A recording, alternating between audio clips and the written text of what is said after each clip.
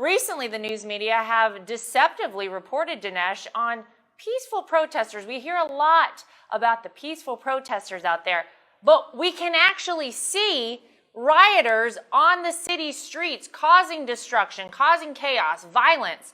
So what's the difference, or what's going on with this deceptive reporting?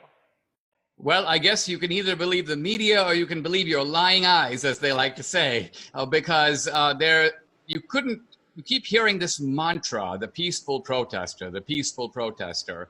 And then you see fires and looting and arson and people being beat up and blood in the street.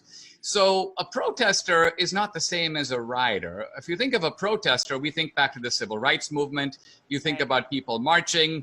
The idea of a protester is to make a verbal objection to something wrong in our society. And it's an appeal to conscience. It's an attempt to try to convince the American people, here's something that's going on that's very wrong, and we want you to be aware of it and to change your way of thinking about it.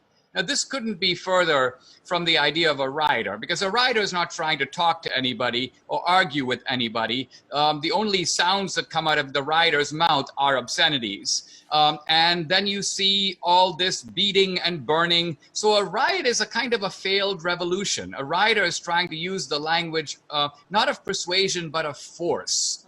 And I think the way that the Democrats, they recognize how embarrassing and horrible this looks and that nobody wants to live in a lawless society, which is why they try to camouflage the reality of the riots by pretending like these are all peaceful protests. Well, we can see otherwise unless, as you say, we have lying eyes, which I don't think we all do in America.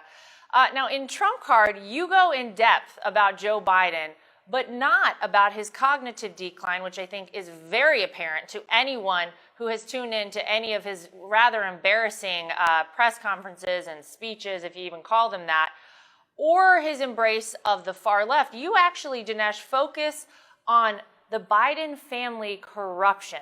Why did you choose to do that? I think that corruption, it represents the sort of essence of Joe Biden's career.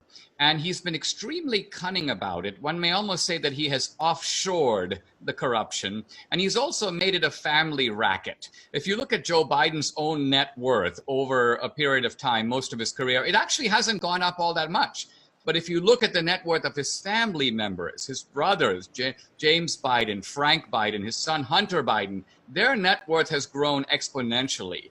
And so in the movie, we go through this point by point, but you've got Frank Biden making deals, you've got James Biden making deals in Costa Rica and South America, you've got Hunter Biden going with Joe Biden to China. And what happens is Joe Biden goes in as the front man. Meanwhile, Hunter Biden is meeting with Chinese officials and making multi-million, in some cases billion-dollar deals, getting access to markets that the Chinese close off to other foreign investors. And then, of course, in the Ukraine, you've got the same thing. Hunter Biden, with no experience, magically gets appointed to the board of Burisma, this huge Ukraine energy company. He and his partner each paid $83,000 a month over a period of 5 years. So this is... Politics for these guys is big business. And this is not just Biden. We saw it with Hillary. We've seen it with Al Gore. These are guys who have gone from $0 to $100 million on a government salary.